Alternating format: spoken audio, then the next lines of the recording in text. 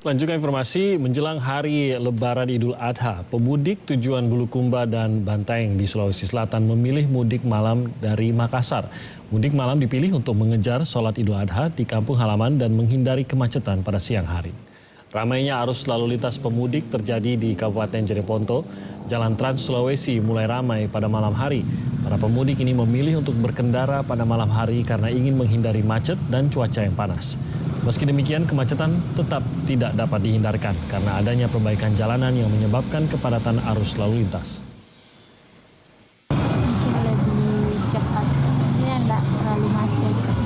Kalau perjalanan ke sini tadi kan ada pengerjaan jalan, sempat terganggu karena macet atau bagaimana tadi? Tidak sih, karena langsung ditutup. Oh tapi kena tadi yang penutupan jalan begitu? Kena nih? Iya.